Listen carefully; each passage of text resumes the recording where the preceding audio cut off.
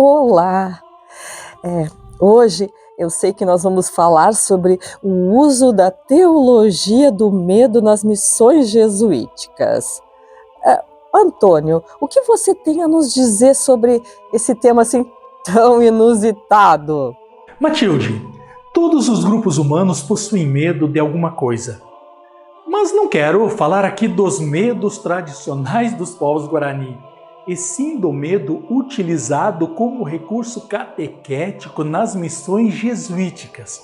Até porque, no cristianismo, o céu é algo a ser buscado, o inferno é algo a ser temido. Resta saber então como o temor ao inferno e ao demônio foi trabalhado pelos jesuítas junto aos indígenas e qual teria sido o resultado disso. O antropólogo Nimoendaju afirmou certa vez que o Guarani não teme nenhum purgatório ou inferno, pois está absolutamente seguro quanto ao destino póstumo de sua alma, de modo que teme mais os mortos do que a própria morte.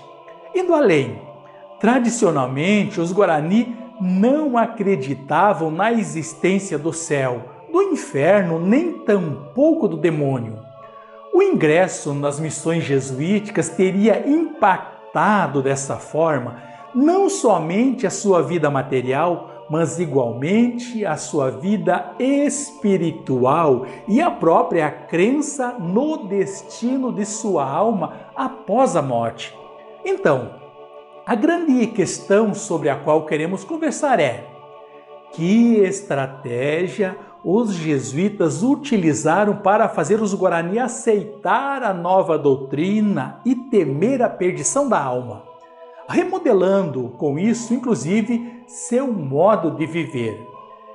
E é aí que entram os castigos físicos, já tratados em outro episódio, e a exploração na catequese e nos sermões de tragédias pessoais ou comunitárias como castigos de Deus ou como ação do demônio. Ai, mas como assim? Do que você está falando, Antônio? Os jesuítas registraram diversas vezes que os castigos físicos impostos aos indígenas não eram outra coisa senão um instrumento corretivo de condutas, utilizado paternalmente para colocar as pessoas no caminho tido como correto, evitando assim que se desviassem da ética cristã. E isso os levaria ao fim? A salvação da alma.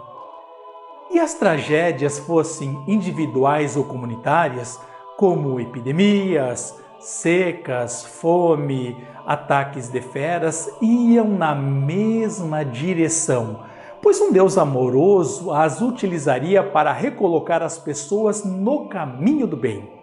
Outras tragédias, como a ação dos bandeirantes ou de algum xamã refratário ao cristianismo, eram creditadas a um demônio invejoso que se ressentia por perder espaço devido à ação dos missionários.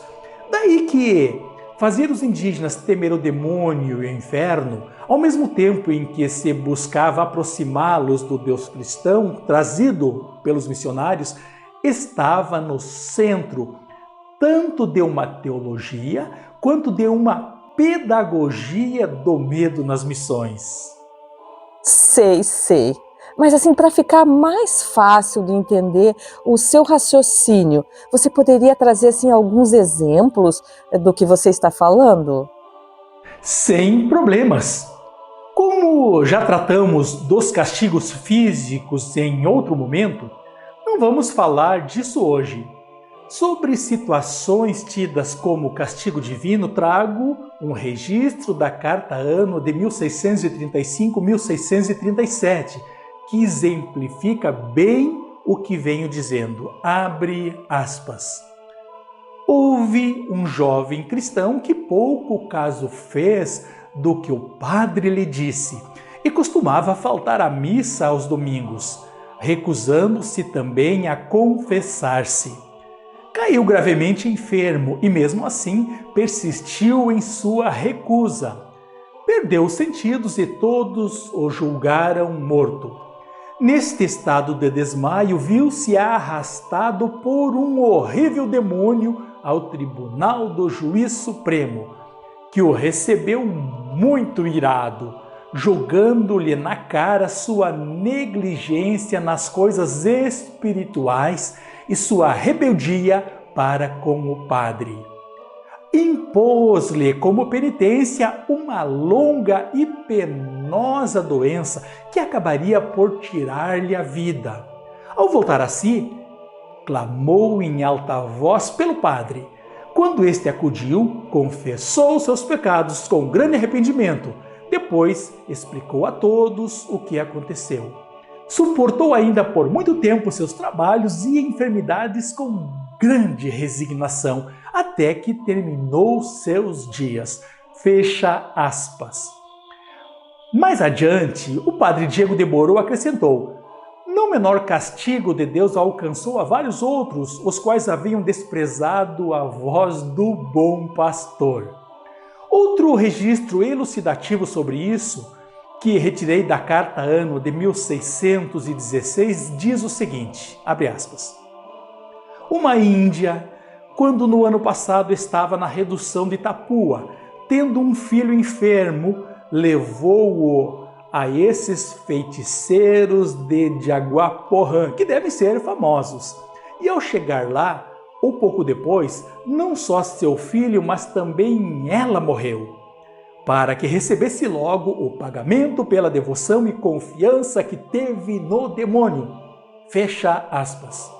Outros tantos registros indicam a incidência de doenças, morte ou sofrimento por comer carne na quaresma, distanciar-se do povoado sem autorização, não aceitar a moral matrimonial, viver uma sexualidade desconforme com os mandamentos da Igreja e por diversos outros motivos morais.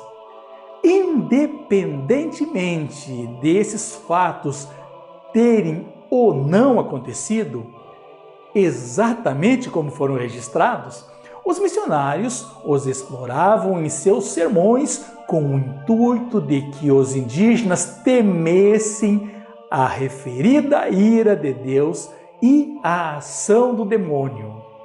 E os indígenas missioneiros, eles chegaram a desenvolver, assim, medo dessas situações? Não tenho dúvida de que nesse assunto havia pelo menos 3 possibilidades.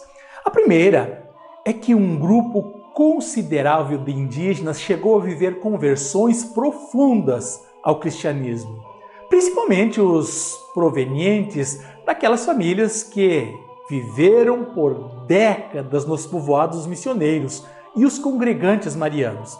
Mas também havia pessoas que não internalizaram na medida do esperado o catolicismo e sua ética, tanto que existia nas missões um sistema punitivo que tentava dar conta dessa realidade. Há, entretanto, um terceiro grupo que, mesmo nas missões, fazia pouco caso das palavras dos missionários, como mostra um dos casos relatados na Carta Anno de 1628 a 1631, abre aspas. Tentou o padre persuadir um homem que, com grande escândalo, vivia amancebado, a voltar-se para Deus e fazer penitência antes que sentisse sua mão tão pesada.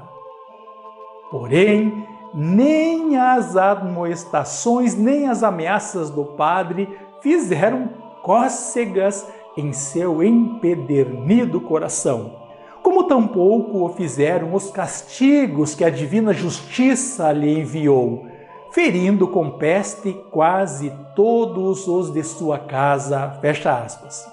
Espero que tenhas gostado do assunto tratado nesse episódio. Até o próximo Ago de EVT. Obrigado! Mas eu não tinha pensado sobre essa abordagem. Nossa, Antônio, esses episódios novos estão surpreendentes mesmo.